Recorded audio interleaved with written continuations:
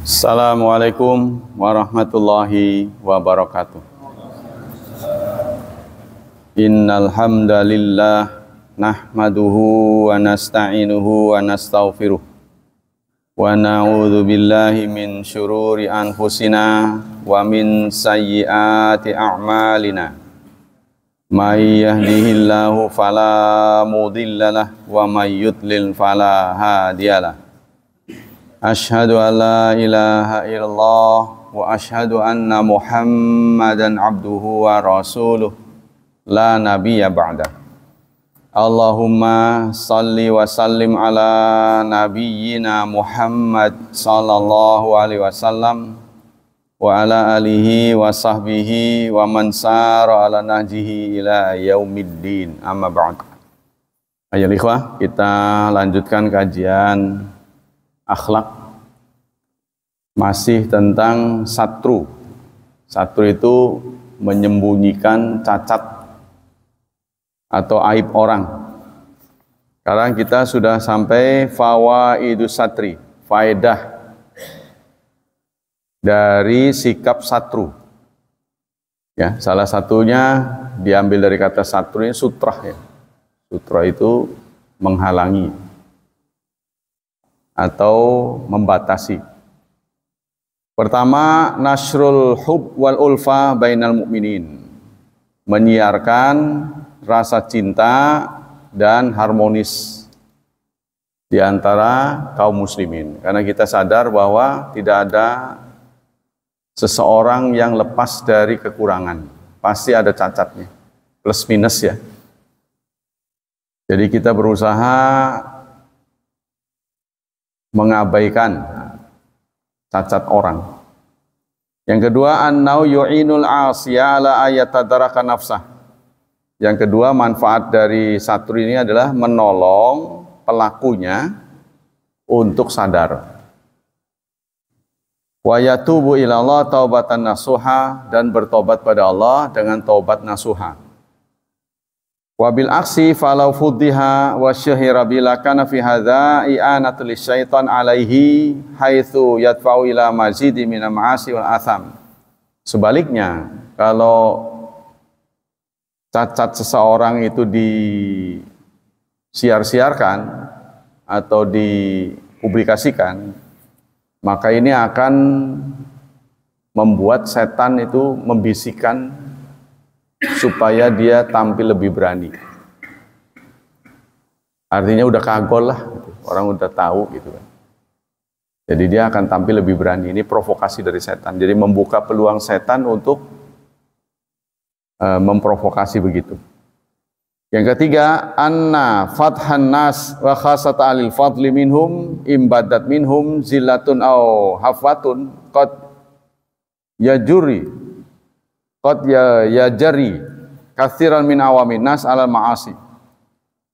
Qad yujari, sesungguhnya menyiarkan keburukan, khususnya keburukan orang yang sudah dikenal baik, ya, ini akan membuat orang-orang yang di bawahnya, orang-orang biasa, itu akan terpancing untuk berbuat yang sama.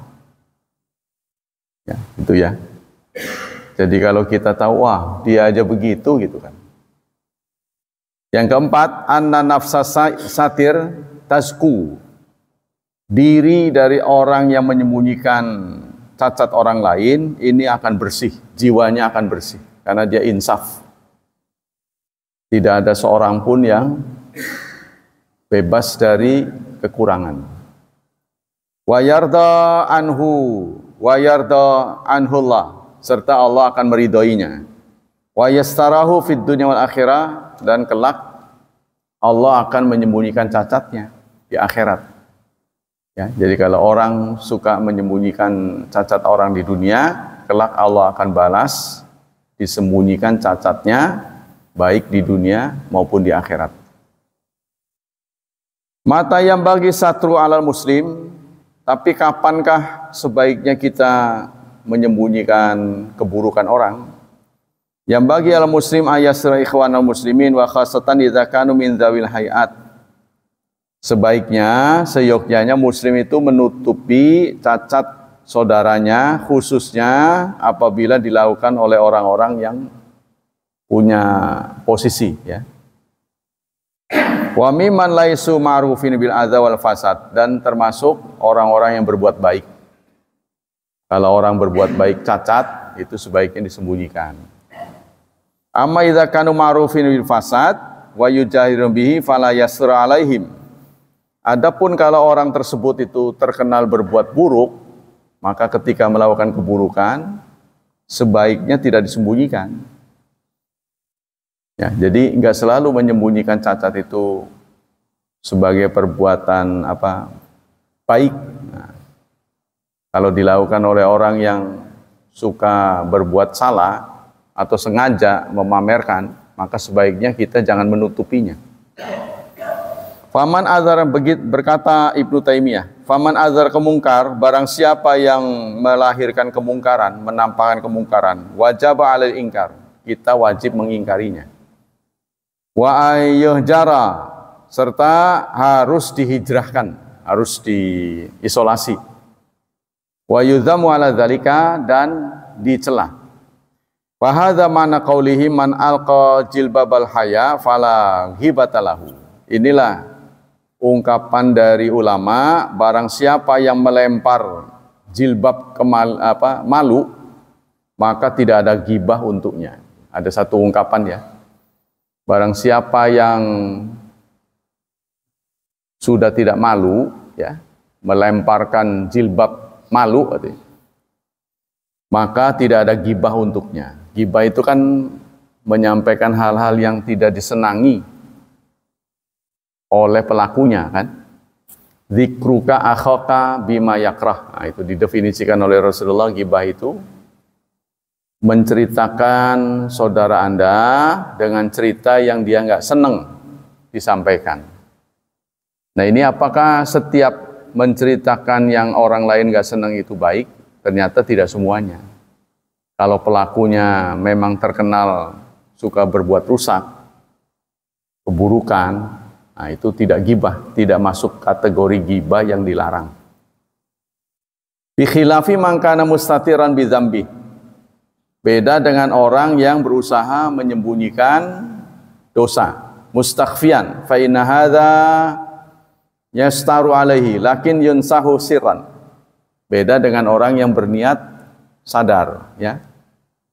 Berniat sadar, maka kita harus mendekatinya, melakukan pendekatan, ya, lalu memberi nasihat.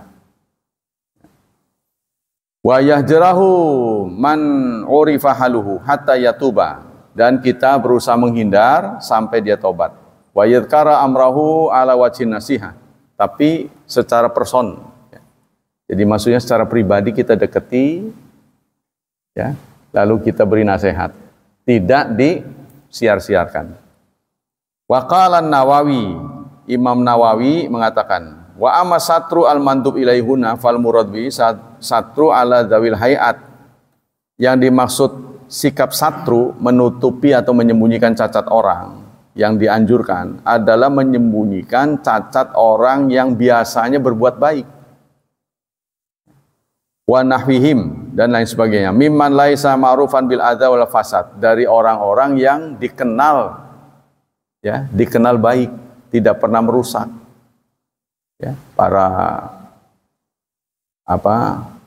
orang-orang saleh. Nah, kebetulan suatu saat dia tergelincir, nah itu sebaiknya kita hati-hati mempublikasikannya.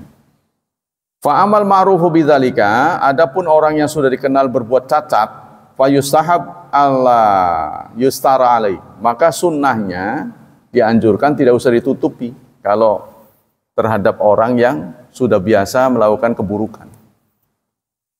Bal turfaf qadiyatahu ila walil amri, bahkan kalau bisa diadukan ke pengadilan, nah, supaya tidak semakin merajalela, ya. Illam yukhfa min dzalika mafsadatan, tapi kita lakukan itu tidak dikhawatirkan akan timbul lebih parah, ya, karena ada orang berbuat cacat, Kalau diungkap akan ada musibah, ya, akan ada hal yang tidak menyenangkan. Nah, maka kita harus hati-hati. Li'anna satra ala hadza yutmi'uhu fil idza wal fasad wa intihakil muharramat. Karena kalau kita menyembunyikan cacat, ya, orang yang maksudnya cacatnya penjahat yang sudah terbiasa buat jahat, ini akan membuat dia semakin berani. Itu ya. Jadi kita tidak boleh justru menutupi cacat orang yang cacat penjahat, itu tidak boleh. Yang dianjurkan adalah cacat orang yang budiman, ya, cacat orang saleh. Hadza kulluhu fi sitri masyatin waqa'at wangqadat. Ini adalah dilakukan untuk menutupi cacat karena maksiat yang sudah terjadi. Jadi perbuatan buruk yang sudah terjadi kita tutupi. Amma maksiatun ra'ah 'alaiha. Adapun kalau kita langsung melihat, menyaksikan seseorang berbuat maksiat, wa huwa ba'du mutalabbisin nabiha fatajibul mubadara bi ingkariha, dan kita talabus, kita terlibat di situ, ya, maka kita harus langsung menegurnya. Kalau kita ada di majelis, harus berani, ya. Contohnya yaitu tadi dalam bentuk yang mudah, kita ada di angkot, ada salah satu penumpangnya ngerokok, kita nggak tahan, batuk-batuk, tapi meneng baik. Nah, itu kebanyakan orang begitu, diam aja. Negur itu tidak jadi masalah. Mas, coba berhentilah rokok. Itu menegur, ya. Atau ada orang buang sampah sembarangan bukan di tempatnya, harusnya kita tegur, seharusnya. Tapi kalau dia bawa mobil, ya nggak kesusul. Saya banyak menyaksikan itu. Orang berhenti sebentar di jembatan itu, buang sampah. Dia bawa mobil bagus. Ya nggak tahu apa perasaannya gitu. Bukan tempat sampah itu kan. Nah, itu kan keburukan, ya. Keburukan yang kita saksikan. Wala yahilu ta'khiruha. Tidak boleh ditunda kalau kita menyaksikan langsung. Ya, ada keburukan baru langsung ditegur. Fa in ajaza lazimau rafuha ila walil amri. Kalau dia tidak mampu karena keterbatasan, maka diadukan kepada waliul amri. Yang jadi masalah kan waliul amrinya juga berbuat. Nah, jadi susah. Jadi dilindungi. Akhirnya terjadilah kejahatan berjemaah. Nah, itu. Ya. Terjadi seperti itu. Idza lam yatarattab ala dzalika mafsadatan. Jika tidak berakibat mafsadat. Jadi kalau kita menegur orang harus dipikir-pikir dulu. Kita tahu persis yang dilakukan itu salah. Jangan sampai salah tafsir. Ya, kita tahu persis yang dilakukan salah baru kita tegur. Satu, yang kedua, kita harus tahu persis, ya, akibat yang timbul setelah kita tegur itu. Kuat enggak kita menghadapinya? Kalau dia ngamuk, lalu kita menjadi korban dan kita nggak kuat, ya jangan. Contohnya katakanlah orang menyaksikan proses copet, ya kan? Banyak orang diem karena dia bawa senjata gitu. Aduh, kalau saya laporin copet gitu, dia yang diburu nantinya. Contohnya begitu. Ya, tapi kita nggak boleh terus-terusan jadi pengecut, ya. Diam aja. Ada kemungkaran terjadi di depan kita, itu sebaiknya kita langsung. Tapi kalau sudah dilakukan, ya, kita lihat akibatnya. Antara dilaporkan dengan tidak, itu lebih mafsadat mana, lebih maslahat mana. Kalau kita laporkan, antara dilaporkan dan tidak. Wa amma jarhur ruwat wa syuhud wal umana ala sadaqat wal auqaf wal aitam wa nahwi fayajibu jarhuhum indal hajat. Nah, bagaimana ahli ruwat, ahli rawi? Kan di kalangan hadis suka ada kata-kata yang mencela, ya. Orang ini ittirab, apa itu enggak punya pendirian, contohnya. Para ahli sanad itu suka ngomong begitu. perawi ini dusta. Nah, itu kan mencacat itu. Ya. Nah, kalau urusan memelihara hadis Nabi, maka wajib betul-betul dimurnikan. Disampaikan sebenarnya. Saya menyaksikan perawi ini nggak jujur. Dia harus cepat ngasih tahu. Ya. Begitu kita lihat di sanad-sanad, sehingga berita tentang Rasulullah dibagi 3. Sahih, hasan, dhaif. Ini kan ulama yang buat ini, bukan dari Rasulullah. Hadisku ada yang sahih, hadisku ada yang bukan omongan Rasulullah, tapi ini penelitian dari umat.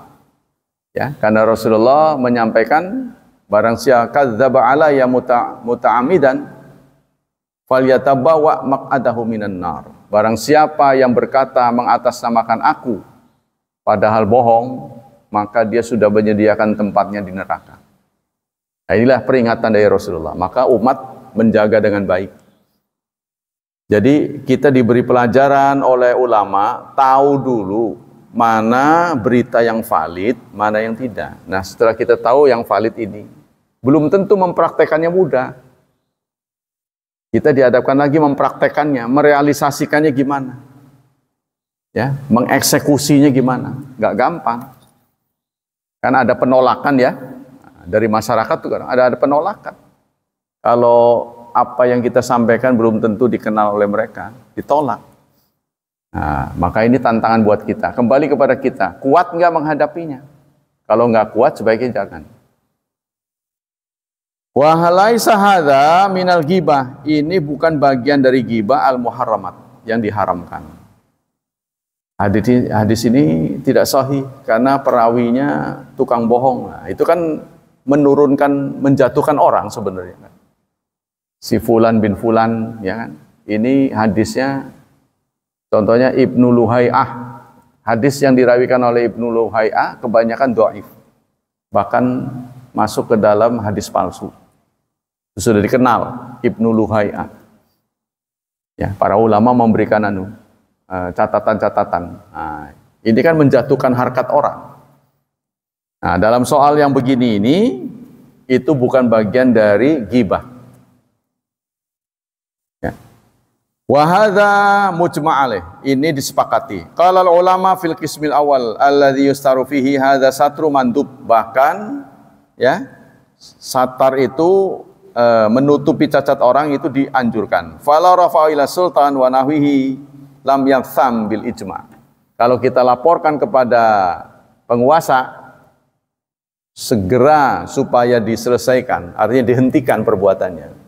Itu bukan bagian dari dosa, bukan termasuk ghibah.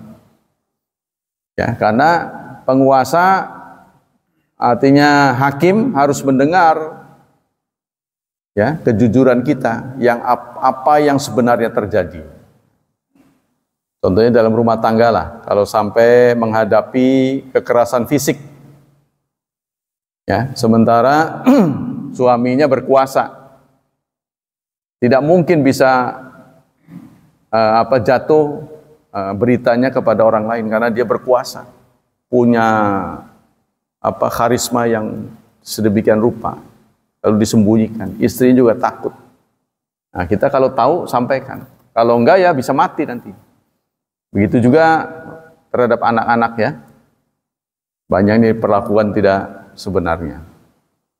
Waqad yakunu fi ba'di suwarihi ma huwa makruh. Nah, jadi ada juga yang makruh, wallahu a'lam. Ibnu Rajab mengatakan wa alam anan nas ala dorbain. Kata Ibnu Rajab, manusia itu ada 2 macam. Maka nama suran, pertama orang yang punya cacat wajib kita tutupi. Singkatnya, kita diberi pengajaran oleh ulama, manusia itu nggak ada yang sempurna. Ya. Jadi kalau kita melihat kekurangan orang, manusia ini ada 2. Ada yang wajib kita tutupi. Nah, siapa? La yaraf syai'in min ma'asi, yaitu orang yang tidak dikenal pernah berbuat maksiat. Orang baik-baik. Suatu saat dia tergelincir. Ya. Fa idza waqat minhu hafwatun aw zilatun fa inna la yajuzu kasyuha, maka tidak boleh dibuka. Kalau kita sudah kenal dia orang baik.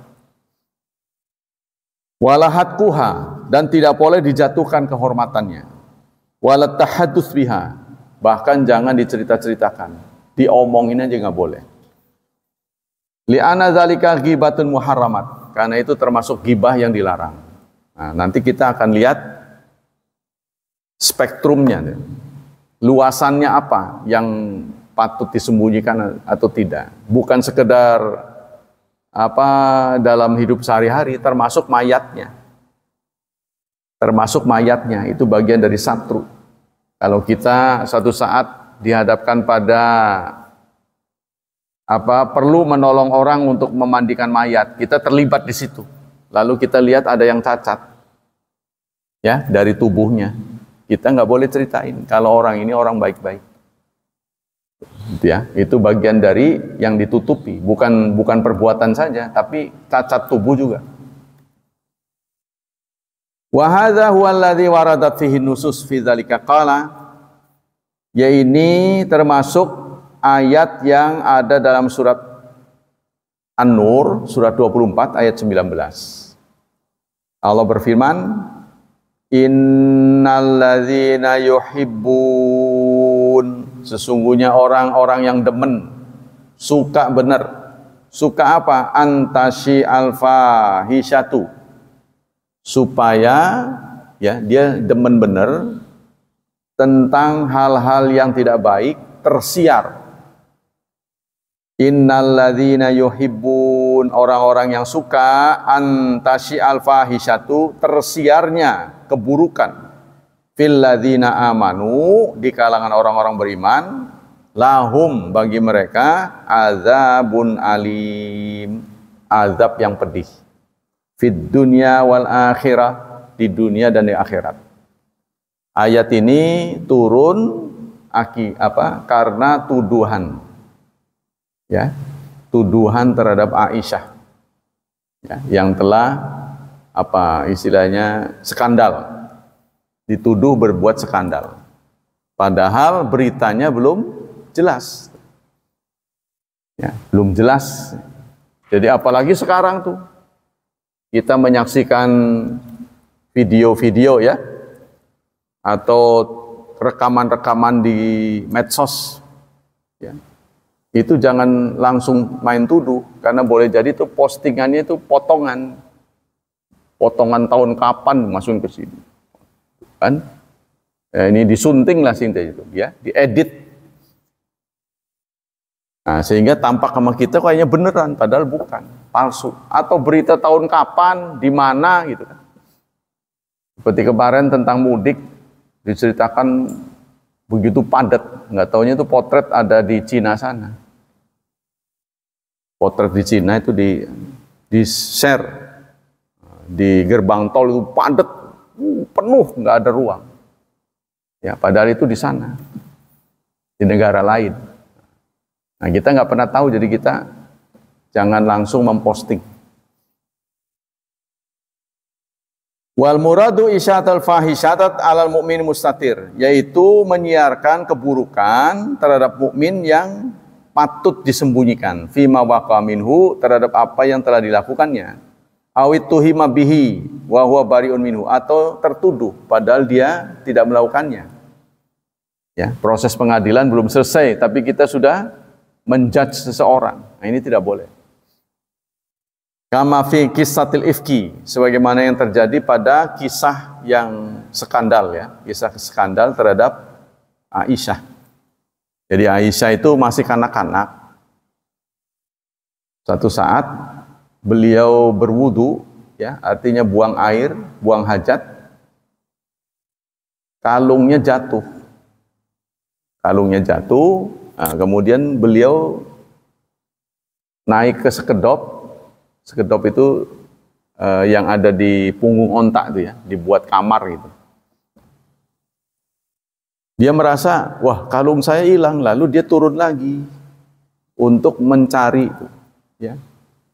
Kita tahu kan di padang pasir kan gelap, sehingga kan nyari itu nggak mudah.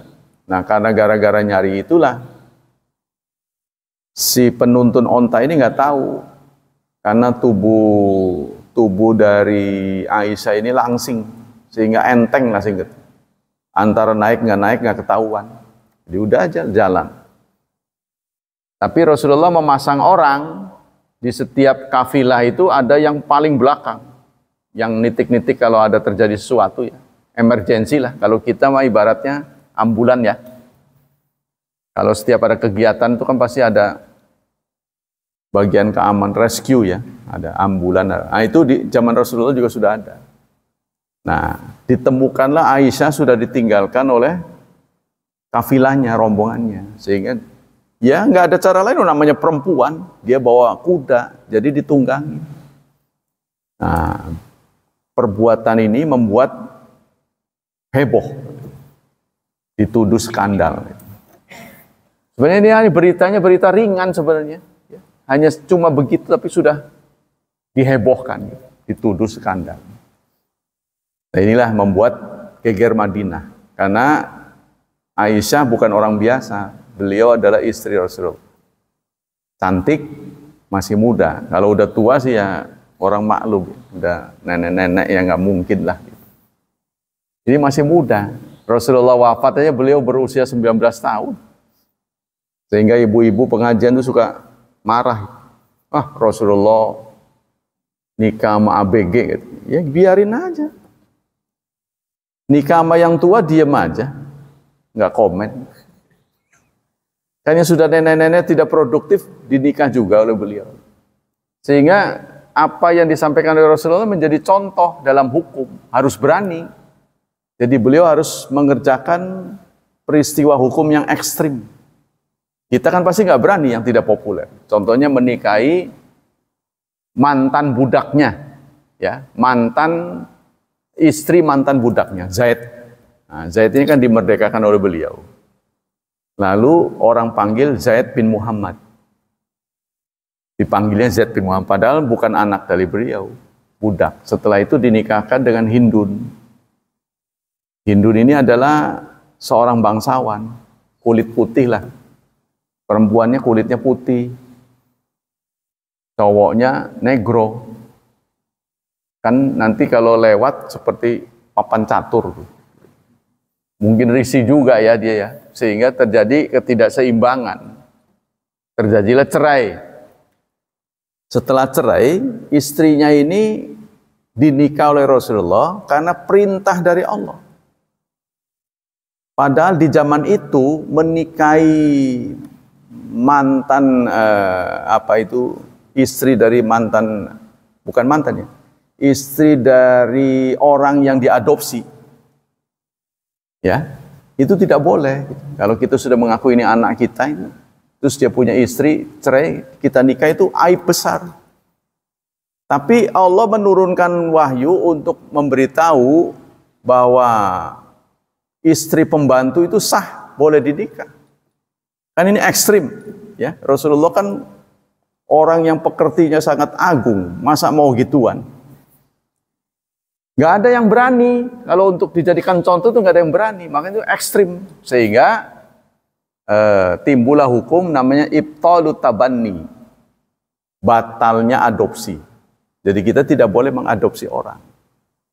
Kalau kita mau mengadopsi, ya, kalau laki-laki yang kita adopsi, sebaiknya dia muhrim istri kita. Nah, baru boleh. Kalau perempuan, muhrim kita. Baru boleh kita adopsi. Tapi tetap tidak boleh binnya ke kita. Nah, Islam tidak membolehkan itu. Itu pembatalan tabani. Kalau sekarang kan di dunia luar, dunia muslim, siapa aja yang kita mau, kita bisa jadikan anak di proses pengadilan. Jadi anak kita. Wasani, yang kedua itu ya. Tadi itu tentang apa?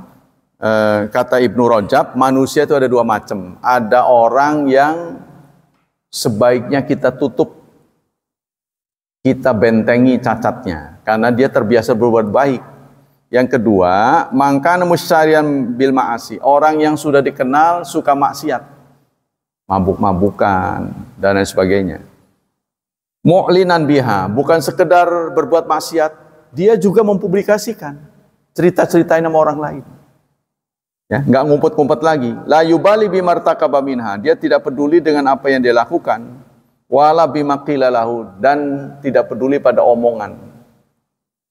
Fahadha wal fajir mu'lin. Ini namanya seorang fajir, penjahat, mu'lin, yang memberi contoh.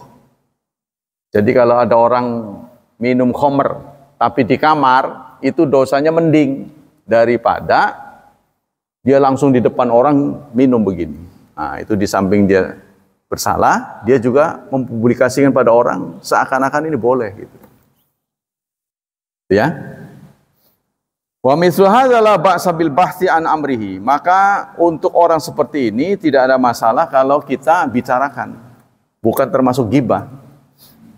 Litaqama 'alail hudud, supaya ditegakkan hudud. Ya. Hukuman. Sarah bidzalika ba'du ashabina. Menjelaskan hal ini sebagian sahabat-sahabat ini, ulama yang berpendapat begini ya. Wastadalla biqaulin nabi, dan mereka berdasar dengan sabda Nabi. Kata Nabi, wagid ya Unais alam ra'ati hadza fa in tarafta fiha farjamha. Nah, kata Rasulullah, wahai Unais, ya, lihatlah perempuan ini. Kalau fa in tarafat, jika dia mengakui, farjamha, maka rajamlah. Jadi dilihat pasangannya. Kalau pasangannya mengakui, maka dirajam. Wa mithlu hadza la yushfa' lahu idza ukhidha. Begitu juga kita tidak boleh memberikan bantuan apabila dihukum, ya. Jika dihukum jangan diberi bantuan. Maksudnya pembelaan, advokasi, nah, itu dilarang kita memberikan advokasi pada penjahat. Walau lam yubalighi sultan, walaupun berita kejahatannya itu belum sampai ke sultan, belum sampai kepada penguasa. Maksudnya begini, naudzubillah, ya, rumah di antara kita dimasuki maling, kepergok sama kita tuh, maling tuh. Kita lihat ternyata maling ini orangnya baik-baik sebenarnya, orang baik. Oh, dia sampai memberanikan diri untuk mencuri. Maka kita dianjurkan tidak memberitahu. Kalau kita lihat maling ini bisa bertobat, apa alasan kamu? Tapi kalau kita terlalu, biasanya kan kalap ya. Wah, kita nggak sempat ngobrol begitu. Boro-boro ya duduk dulu, ngopi dulu. Gimana ceritanya? Kok bisa maling itu gimana? Kalau kita tahu dia maling itu terpaksa, mungkin uang yang dipakai untuk beli obat, contohnya dia anak-anaknya sakit, pokoknya terpaksa lah, maka kita sunnah menyembunyikannya. Dianjurkan menyembunyikan, jangan diberitahukan orang. Ya sudah, kita kasih aja berapa. Itu sunnahnya begitu. Ya. Tapi kalau maling itu sudah ditangkap oleh petugas, kita tidak boleh menyembunyikannya. Jadi kalau petugas sudah tahu, ya itu harus diserahkan. Ya, itu saya pernah mendapati orang ngutil di Madinah, itu ngutil barang. Saya semula nggak tahu. Yang saya dengar tuh ada orang dipukul gitulah, tapi saya nggak ngelihat. Cuma grubuk. Ada suara begitu, kayak orang main jotos gitulah. Di kamar tertentu. Saya dekat kasir, saya tanya. Kebetulan kasirnya itu orang Indonesia. Mas, itu suara apa itu? Orang lagi digebukin gitu. Kenapa digebukin? Nyuri dia. Ketahuan gitu. Itu atas permintaan dia. Udah gebukin saya. Tapi jangan dilaporkan. Kalau dilaporkan dipotong tangannya. Jadi dia milih digebukin. Dia bukan orang sini. Jadi tamu, ya seperti kita lah ke sana. Nyuri. Tapi sebaliknya, saudara, saya mendapati juga orang yang dituduh, tapi dia nggak nyuri. Kakek-kakek itu ya. Kakek-kakeknya penampilan perlente gitulah. Di sidang, di situ di mall, Bindawut, ngamuk dia dengan tongkatnya itu dia pukul ke sana. Wah, yang bangsa gunting kuku itu pada berterbangan. Saya bilang, ada apa ini? Nah, itu dia dituduh. Nah itu makanya hati-hati ya, curiga pada orang. Ya mungkin terdeteksi, kemudian digiring gitu ya, marah dia. Terdeteksi mencurigakan lah singkatnya. Lalu oleh pengamanan dibawa di sidang ya. Mungkin dia merasa ya boleh jadi juga dia berbuat dia untuk membela diri, bisa terjadi. Jadi ngamuk. Karena di Arab sana kan nggak seperti jualan kita ya. Jadi yang terbuka tidak ada keamanan, itu biasanya yang murah-murah. Toko-toko kita. Kalau di sana itu kadang-kadang jutaan barangnya itu berlian segala. Nggak ada pengaman. Kayak jual imitasi aja kita di.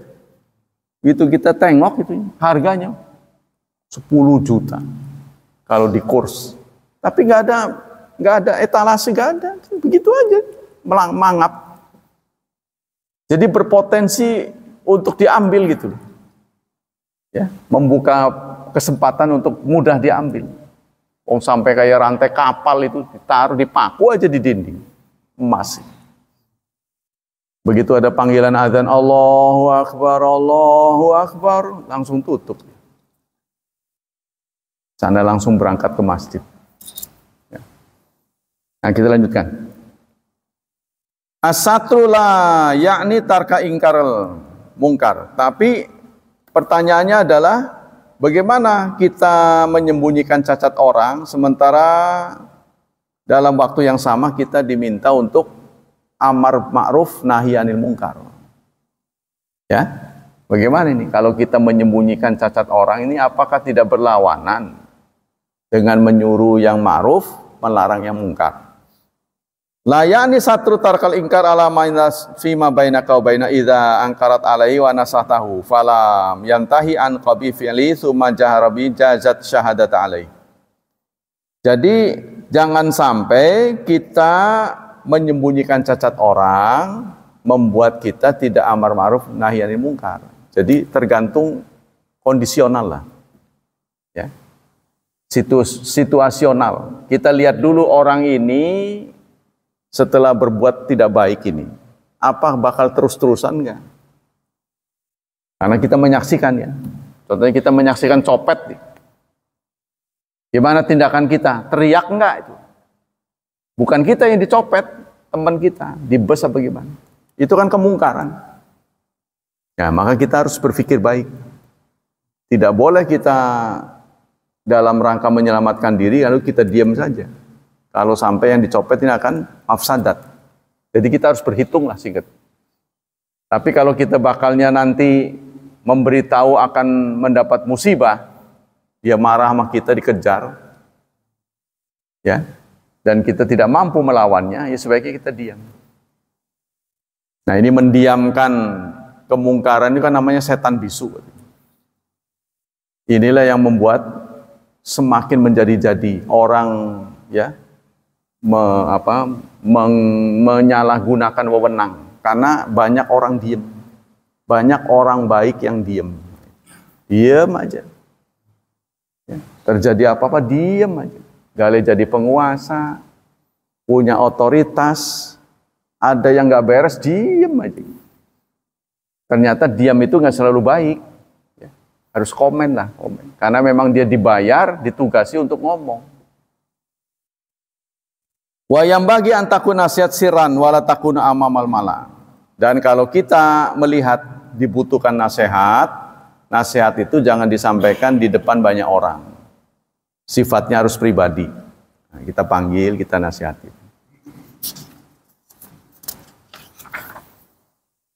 Suwaru satri, bentuk-bentuk menyembunyikan cacat orang. Pertama, satrul muslim nafsahu. Satu, seorang muslim menyembunyikan cacat dirinya. Bukan cacat orang lain, cacat diri kita. Ya. Al-muslim alaihi astura nafsahu. Seorang muslim mesti menutupi cacat dirinya. Fala yusyahira khatayahu amamal khalqi. Jangan sampai menceritakan kesalahannya di depan banyak orang. Wala yadhkuru zallatihi amaman nas. Jadi jangan dipublikasikan. Kalau kita yakin kesalahannya itu akan membuat orang meniru. Ya, tidak boleh. Walau kanu astiqa'ahu, walaupun orang yang disampaikan itu teman-temannya, tidak boleh. Ila ala wajhi su'al wal futya, kecuali kalau ditanya. Ya, atau karena ada fatwa. Ya. Duna tahdidin annahu fa'il, tanpa menunjuk hidung siapa pelakunya. Fa'an Abi Hurairah, dari Abi Hurairah, sami'tu Rasulullah sallallahu alaihi wasallam yaqul. Rasulullah pernah bersabda, kullu ummati mu'afan. Semua umat berpotensi untuk dimaafkan. Jadi semua orang yang berbuat salah, Allah berpotensi untuk memaafkan. Illal mujahirin, kecuali orang mujahir yang menjaharkan perbuatan dosanya. Ya. Wa inna minal mujahara, salah satu bentuk mujahara adalah ayyamala rajul bilail amalan summa yusbihu wa qad satarallahu alaihi fayaqulu ya fulan amiltu bariha kadza wa qad bata yasru rabbuhu wa yusbihu yakshifu sitrallahu anhu.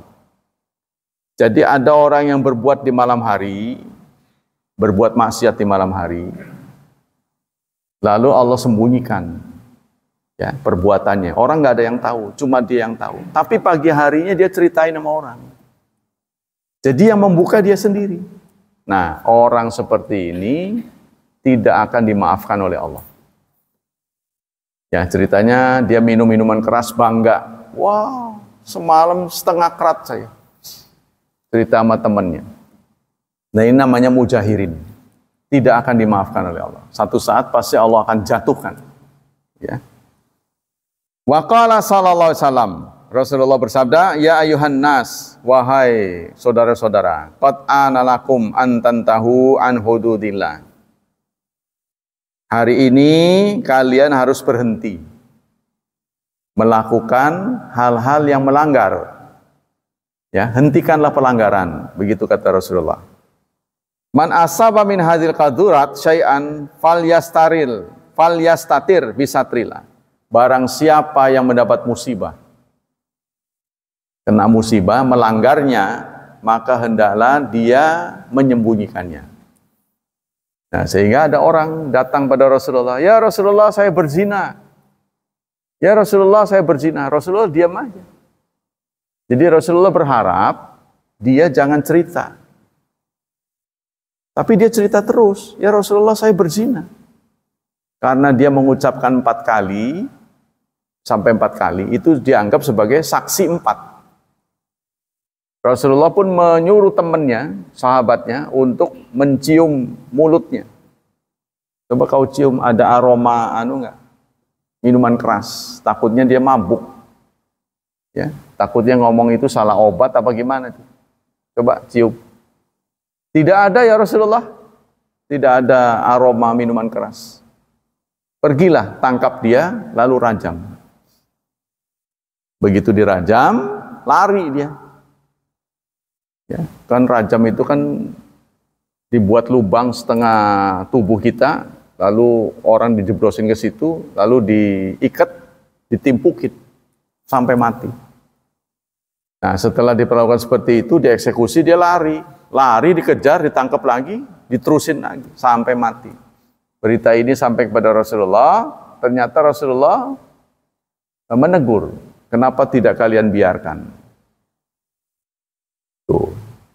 Kan aneh ya, Rasulullah yang menyuruh, tapi kok kenapa nggak dibiarin aja? Kenapa saudara Rasulullah bisa berbuat begitu? Karena kejahatannya itu laporan dia sendiri. Nggak ada saksi. Jadi bagusnya dia jangan ceritain. Bertobat pada Allah. Begitu mesti. Jangan cerita-cerita. Kata Rasulullah, sabda Rasul, siapa tahu larinya dia itu adalah mencabut laporan. Kan namanya delik aduan ini kategorinya. Tapi kalau udah ada saksi berarti melibatkan orang lain.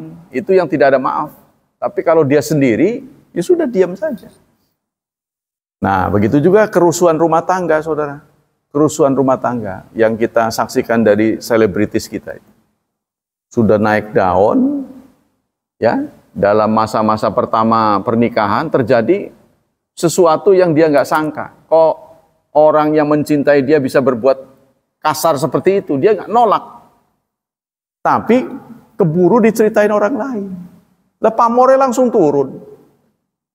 Atas kejadian itu kedua-duanya nyesel. Nah inilah saudara kita menjadi mengambil pelajaran. Harusnya dia sembunyikan dulu, lalu dia nasihati, jangan sampai ini terulang. Kalau ini sampai terulang lagi, saya akan laporkan. Nah, begitu. Jadi jangan baru sekali dilaporin. Akhirnya kedua-duanya nyesel karena popularitasnya turun. Ya, dan itu sangat berarti bagi dia. Yang kedua, satrul muslim li ikhwani muslimin. Satarnya seorang muslim, artinya menyembunyikan cacat seorang muslim terhadap saudaranya. Kalau tadi terhadap dirinya, kalau sekarang sama temannya. Wa kama yasrul muslim nafsahu alai aistra ikhwanal muslimin idza ra'a minhum aiban al khata'an. Nah, Nabi Rasulullah SAW bersabda, man nafasa'an mu'min. Barang siapa yang memberi nafas terhadap seorang mukmin, kurbatan, satu kesulitan. Memberi nafas itu apa artinya? Jadi lega, tadinya sesek. Ini bahasa kiasan, berarti menolong. Ya, barang siapa menolong sesama muslim satu kesulitan, ya, min kurabid dunya, dari kesulitan dunia, nafasallahu anhu kurbatan min kuramil akhirah. Nanti Allah akan balas, akan dilapangkan satu kesulitan di akhirat. Barang siapa yang membuat lapang sesama muslim satu kesulitan di dunia, nanti Allah akan balas, dilapangkan kesulitannya satu kesulitan di akhirat. Nah, artinya kalau kita ingin dilapangkan oleh Allah, banyak yang dilapangkan, banyak-banyaklah menolong orang. Singkatnya gitu. Waman satara ala muslim, barang siapa yang menyembunyikan aib seorang muslim, satara Allah fid dunya wal akhirah, maka Allah akan tutup aibnya di dunia dan akhirat. Apalagi orang yang datang curhat, Pak, ini di antara kita saja, ya, ini terjadi di antara kita. Dan saudara tahu, kadang-kadang ada orang dari mana janjian sama saya arahkan ke masjid ini, ngobrol. Dia curhat. Kami berdua-dua. Ya memang ini karena sifatnya rahasia. Dia cerita bla bla bla bla. Ya, itu artinya kita diberi amanat jangan diceritain orang lain. Antara lain salah satu bentuk curhatnya itu tetehnya. Saya nggak menunjuk nama ya. Tetehnya itu selingkuh. Tetehnya itu selingkuh. Nah, tetehnya selingkuh itu karena dia menyaksikan suaminya selingkuh. Jadi awalnya suaminya dulu. Ya, karena saya pernah mengatakan kebanyakan perempuan itu pendendam. Jadi kalau dia begitu, saya juga begitu. Lalu dia berbuat yang sama. Nah, dan akibat selingkuhnya ini lama-lama dia sadar. Ya, lama-lama sadar, kemudian dia renggang, baik terhadap suami yang sebenarnya atau terhadap selingkuhannya, karena dia kan sadar. Jadi dia nggak mau lagi, tapi terhadap suaminya juga dia nggak mau. Nah, sekarang dia numpang di rumah adiknya yang saleh. Gitu.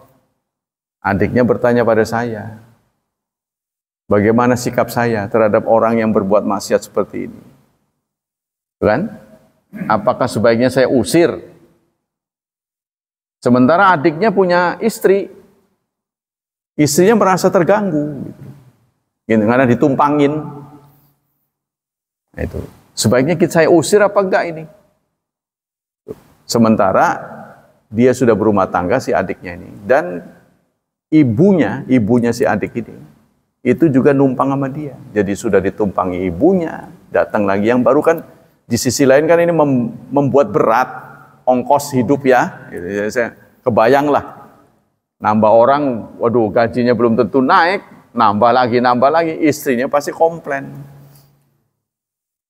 Anda kan tahu bahwa mertua itu kan bawel. Ya, mertua terhadap mantu perempuan itu pasti bawel. Kalau terhadap mantu laki-laki enggak, anehnya begitu. Anda, nih saudara-saudara, diperlakukan mertua baik. Tapi ibu kita belum tentu baik sama istri kita. Itu nggak tahu di mana-mana begitu.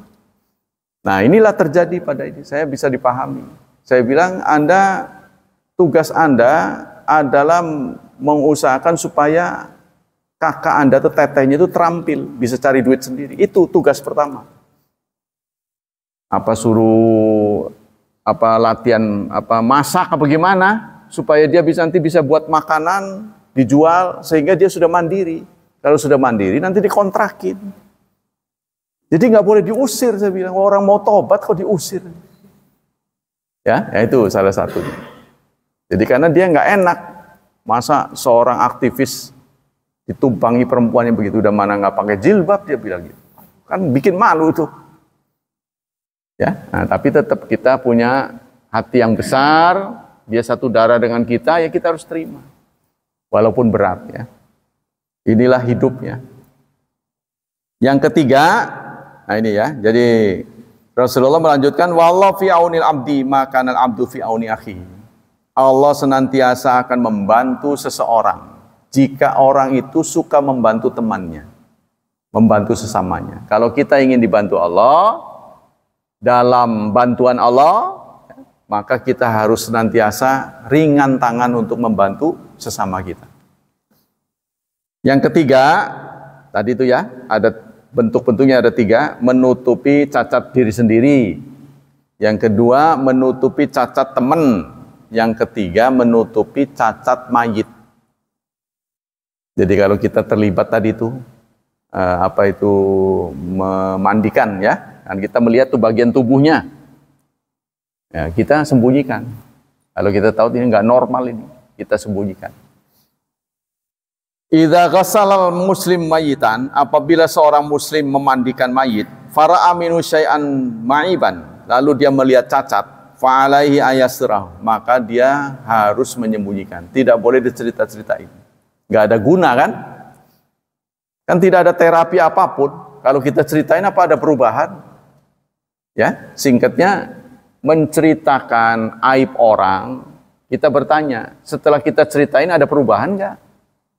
Makanya gibah itu nggak boleh karena nggak ada perubahan, cuma dari cerita ke cerita.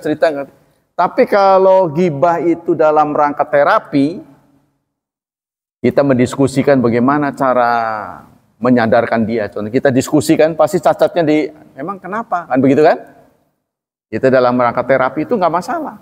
Tapi kalau bukan terapi, dari cerita ke cerita itu nggak ada perubahan. Itu yang tidak boleh. Jadi kalau tidak ada plus minusnya antara diceritakan atau tidak, nggak ada gunanya, maka sebaiknya jangan. Tapi kalau kita ceritakan di lingkungan sendiri, lingkungan keluarga, bagaimana cara menyadarkan dia, ya, menceritakan cacat itu nggak masalah, karena untuk diselesaikan. Sama dengan seorang pasien datang pada dokter, ada bisulnya di pantat, ya datang meringis, nggak ceritain apa sebabnya. Masa Pak dokter nggak tahu? Ya jangan begitu. Dia harus ceritain ini cacatnya di sini. Dalam rangka pengobatan. Jadi kalau untuk terapi itu nggak ada masalah. Ya sama tadi orang curhat. Ya, kalau dia nggak menceritakan keburukan yang dia tahu untuk diselesaikan, ya tidak akan selesai. Ya, tidak akan ada penyelesaian. Ya, jadi kalau seorang muslim memandikan saudaranya lalu dia melihat cacat, jangan diceritain orang sebab dia udah mati. Kalau masih hidup bisa diobatin kan? Kalau udah mati gimana? Qala sallallahu alaihi wasallam, Rasulullah bersabda, man ghassala mayitan, barang siapa yang memandikan mayit, fakatama, lalu dia sembunyikan cacatnya. Ghafarallahu, maka Allah akan mengampuninya arba'ina marrah, 40 kesalahan.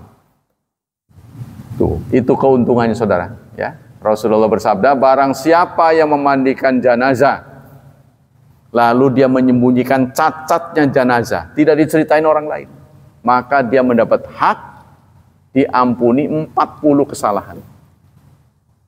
Jangan dikira banyak tuh 40, sedikit itu. Karena cacat kita terlalu banyak. Bejibun. Jadi 40 jangan dikiranya banyak, sedikit. Nah, maka kita harus sering-sering menutupi kesalahan orang. Al-wasail mu'ina ala tisabi sifati satr. Bentar lagi ya. Hal-hal yang membantu kita untuk menutupi cacat orang. Pertama, anta'lama fadla satr. Anda harus ingat pahala yang diperoleh kalau kita menutupi cacat. Apa tuh? Tadi yang sudah saya uraikan. Kalau kita menutupi kekurangan orang, nanti kekurangan kita akan ditutup Allah di akhirat, di dunia dan akhirat. Ya, karena kita tidak sepi dari kekurangan. Kadang-kadang kita nggak kurang, tapi istri kita kurang, anak kita kurang, tidak ideal gitulah. Ya. Kan kita kepengen tuh anak semua berhasil, nggak taunya cacat. Oh ya begitu, mikir-mikir nggak mudeng. Ya, ngajarnya udah baik, dinasehatin terus, tapi kok menceng. Ya inilah hidup. Ya, nah, jadi jangan dikait-kaitkan pada anggota keluarga. Kok anaknya begitu? Ya Nabi Nuh juga anaknya begitu. Jangan dikaitkan dengan istri. Kadang-kadang istri juga sebagai sosok yang merdeka, punya, ya dia orang juga, manusia juga, punya pendapat, punya pemikiran, belum tentu sama dengan kita. Yang kedua, antastaira makna ukhuwatil iman. Anda harus sadar adanya persaudaraan karena keimanan. Nah, Allah Subhanahu wa taala berfirman dalam surat 49 ayat 10. Innamal mu'minuna ikhwah. Sesungguhnya mukmin satu dengan mukmin yang lain itu adalah saudara kandung. Nah, jadi kalau Anda menceritakan cacat orang, bagaimana? Anda apa bersedia menceritakan kekurangan keluarga Anda? Kan kita pasti nggak bersedia, kita akan melindungi. Nah, perlindungan Anda itu jangan sampai sebatas keluarga. Ya, jangan sebatas keluarga kita, tapi semua orang yang kita bisa lindungi. Waqala Rasulullah sallallahu alaihi wasallam, Rasulullah bersabda, "Matsalul mu'minin," perumpamaan mukmin fi tawaddihim, dalam berkasih sayang, wa tarahum, serta saling menyayangi, wa ta'atuf, dan saling satu perasaan, ya. Mithlul jasad, maksudnya dalam empati itu sama dengan satu tubuh. Idza ishtaka minhu udwun, apabila satu sakit di bagian tubuh kita, ada yang sakit, contohnya perut, ya, atau bisul ada di tempat tersembunyi, tada'a, maka akan terasa sailul jasad, bagian tubuh lainnya. Sakit mata, nggak masuk kerja. Kenapa sakit mata? Kan matanya doang yang sakit, ya nggak bisa begitu, karena seluruhnya demam. Sakit gigi kan cuma giginya doang yang sakit, matanya nggak sakit, tapi itu kerasa semua. Nah, itulah perumpamaan muslim. Nah, mestinya kita begitu. Ini kalau betul-betul diterapkan, waduh, nyaman benar. Ya, sayang kita nggak terapin ya, sehingga keberkahan yang Allah berikan pada kita itu nggak maksimal. Yang ketiga, antada nafsaka makana akhika. Anda harus merasa diri Anda pada orang lain. Artinya kalau nggak mau dicubit, jangan nyubit orang. Singkatnya gitu. Ya. Fahal tuhibu antafdah am tustar. Kalau Anda punya kesalahan, mau disiarkan apa mau disembunyikan? Pastikan kita ingin jangan sampai orang tahu. Nah, begitu juga kesalahan orang. Dia juga ingin jangan sampai orang tahu. Lebih-lebih kalau dia sudah amanat, ini hanya rahasia di antara kita. Nah, apalagi begitu ya. Jadi orang yang didatangi untuk curhat, Pak, ini sebatas kita saja. Nah, itu berarti amanat, tidak boleh sampaikan. bahkan terhadap istri. Ya, tidak boleh. Dari Anas bin Malik anin Nabi, dari Nabi sallallahu alaihi wasallam, Rasulullah bersabda, la yu'minu ahadukum, salah seorang di antara kalian belum beriman. Belum beriman. Hatta yuhibba li akhihi ma yuhibbu li nafsi, sampai dia menyukai apa yang disukai saudaranya. Apa yang nyaman buat orang lain, nyaman buat dia. Apa yang tidak nyaman buat orang lain, tidak nyaman buat dia. Nah, jadi satu rasa. Ya, harus satu rasa. Kita ini dengan sesama muslim. Dari Akrimah an Ibnu Abbas wa Ammaran wa Zubair jami'an akhadhu sariqan. Dari Akrimah, diriwayatkan dari Akrimah bahwa Ibnu Abbas, Ammar dan Zubair menangkap seorang maling. Di zaman Rasulullah ada maling yang ditangkap oleh 3 sahabat. Fakhallu sabilahu, tapi dilepaskan. Si maling ini dilepaskan. Fakultu libni Abbas, lalu aku bertanya kepada Ibnu Abbas yang salah satu menangkap maling itu, bisa masana'tum hina khallaitum sabila, sungguh buruk sekali apa yang kalian lakukan, kenapa dilepas? Kata ini Akrimah kepada Ibnu Abbas, ya, yang terlibat menangkap maling lalu dilepas. Qala la ummalak amalau kunta anta la saraka yukhali sabilak. Kata Ibnu Abbas, la ummalak, tidak ada ibu untukmu. Nah, ini bahasa kiasan, dasar nggak tahu adab gitu ya. Tidak ada ibu untukmu, ini mana kiasan, kayak nggak ngerti aja kamu ini, kayak nggak punya ibu gitu kan. Amalau kunta anta, bagaimana kalau maling itu kamu? Kepengen ditangkap apa kepengen dilepas? Begitu Ibnu Abbas berkata kepada Akrimah. Paham belum ini ceritanya? Jadi Akrimah mendapati 3 sahabat, Ibnu Abbas, Ammar dan Zubair menangkap maling. Tapi setelah ditangkap dilepas. Maka Akrimah negur, apa-apaan kok begitu amat? Gale ditangkap, gale dilepas. Lalu Ibnu Abbas berkata, kalau malingnya kamu tuh, kamu pengennya dilepas apa ditangkap? Gitu katanya. Ya, tentu kita ingin diperlakukan, jangan sampai dipermalukan gitu. Yang terakhir, an syagila abdu bi islahi nafsi. Nah, dengan kita menyadari bahwa tidak ada muslim yang lepas dari kesalahan, ya, maka kita akan berusaha mengevaluasi diri kita sendiri, sebab kita juga banyak kesalahan, banyak kekurangan. Ya ibna Adam lan tanala haqiqatal iman hatta la ta'iban nas. Kata Hasan Basri, wahai anak Adam, kamu tidak akan mencapai hakikat iman sebelum Anda tidak mencela orang, ya, bi aibi wabta bidzalika aib min nafsika, dan Anda tidak mencela diri sendiri. Maksudnya begini, kamu belum betul-betul beriman sebelum mampu melihat kekurangan diri Anda. Itu singkatnya. Jadi jangan ngewadani orang terus. Carilah ada kekurangan pada diri Anda. Syekh Utsaimin pernah menulis, ya, dalam sebuah artikelnya, bagaimana kita sudah menggibah orang, lalu kita supaya bersih dari dosa ghibah ini bagaimana? Syekh Utsaimin tidak menganjurkan untuk minta maaf, nggak selalu gitu, tergantung orangnya. Kalau orangnya itu tipe orang yang dimintain maaf bisa menerima, lakukan. Tapi kalau orang itu tipenya bukan orang yang mudah, ya, memaafkan, begitu dilapori, sayalah yang nyeritain Anda. Oh, jadi kamu kurang ajar, tambah gila gitu kan. Tambah berantem gitu. Nah, ini sebaiknya jangan. Jadi solusinya gimana? Ceritain kebaikannya. Sebagai balasan tadi kita ceritain cacatnya, sekarang kita puter cerita kebaikannya pada orang lain, pada orang banyak. Sisi-sisi positifnya. Itu caranya. masalah memperlakukan jenazah secara Islam ini kita harus hati-hati, ya. Jadi walaupun orang itu jahat, sepanjang tidak diketahui dia meninggalkan Islam, maka tetap kita perlakukan sebagai seorang muslim. Satu-satunya yang menjadi kesulitan ulama adalah orang Islam yang nggak pernah sholat seumur hidup.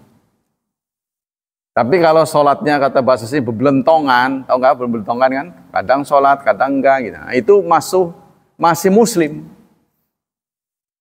Walaupun kita senep gitu ya, artinya memandikan ini orang nggak pernah sholat tapi pernah sholat gitu. Nah itu masih muslim. Tapi kalau tidak pernah seumur hidup sama sekali sholat, nah ini dianggap sudah mengundurkan diri menjadi muslim. Itu Pak. Jadi nggak usah kita, ya kita tetap harus, saya sendiri kadang-kadang nggak nyaman gitu, ya ikut mensolat jenazah kan yang orang saya dengar nggak sholat gitu, nggak pernah terlibat sholat, nggak pernah peduli gitu. Saya sendiri males gitu. Ya orang lain tetap wajib mensalatkan, tapi untuk saya males gitu. Itu Pak. Gimana kira-kira jawabannya? Jadi kita memang harus legowo ya, harus karena menjudge orang tuh nggak muslim itu harus hati-hati. Salah-salah tuduh itu akan berbalik ke kita. Kewajiban, jadi kewajiban kan ini masuknya kategori fardu kifayah, nggak perlu banyak-banyak. Ya biarin asal yang ada yang nyolatin mah sudah. Untuk saya mah enggak. Yang penting kan ada yang nyolatin kan ini fardu kifayah kan bukan fardu ain. Ya. Jadi kalau sudah ada yang sholat, ya sudah bebas. Gitu. Tapi soal kita nimbrung apa enggak, itu tergantung hati kita. Karena kan kita ya terkait dengan persaudaraan muslim. Ada hak muslim, kalau mati harus disolatkan, diiringkan, kalau bersin harus dijawab, kan ada hak-haknya itu. Tapi kalau muslimnya nggak kelihatan identitasnya, ini membingungkan. Ini kalau untuk kita sih yang terbiasa di masyarakat muslim sih mending. Tapi ini kalau ada orang masuk Islam nggak pernah kelihatan sholat. Setelah dia menyatakan muslim nggak pernah kelihatan sholat. Saya males. Satu saat kan ada tuh yang dirawat. Saya tahu dia muslim dirawat. Di sini di Pesona ini. Di dokter siapa itu. Doain ya saya sembuh, ngeladenin saya bilang. Biar sampai mati aja kamu sih. Kok ngomong begitu? Ya biar orang-orang seperti kamu bagusnya mati saya bilang. Saya gitu aja terus terang. Setelah muslim dia nggak pernah sholat. Memang istrinya sholat, anaknya disekolahin. Karena ada beberapa muslim di sini, ya, yang setelah Islam itu nggak pernah menampakkan sebagai seorang muslim. Tapi dia tidak memusuhi Islam. Nah itu ketemu saya itu belak-belakan begitu. Males saya mau doain kamu sembuh. Lebih baik tambah parah aja. Kok begitu? Ya, habis kamu nggak tobat-tobat sih saya bilang. Gimana? Ya saudara saya. Saya sama saudara aja begitu. Tapi itulah. Kalau kita tetap mendekati, jangan menjauhi kita. Ternyata ada perubahan. Ada yang berubah. Ada yang berubah gitu. Karena seiring dengan banyak umur, makin tua orang sadar. Ada perubahan. Ya, kita sambut dengan baik. Jadi itu tadi, manusia adalah makhluk yang bisa manuver dalam waktu cepat. Nah, tadinya nggak benar, bisa jadi benar dalam hitungan detik. Nah, kita itu harus nerima. Tetap kita nerima. Soal dia sungguh-sungguh apa enggak, itu urusan dia dengan Allah. Baiklah, saudara, demikian kajian pagi ini tentang akhlak yang disebut satru, menyembunyikan cacat, cacat atau aib seseorang, baik diri kita, orang lain maupun jenazah. Semoga Allah melimpahkan pahala yang berganda untuk kajian kita. Semoga Allah melindungi dan menyelamatkan kita dari wabah dan fitnah, dari syubhat dan syahwat, serta Allah mentakdirkan generasi anak-anak kita menjadi generasi yang lebih saleh daripada kita dan diterima serta mendapat berkah yang melimpah. Subhanakallah wa bihamdik asyhadu alla ilaha illa anta astaghfiruka wa atubu ilaik. Wassalamualaikum warahmatullahi wabarakatuh.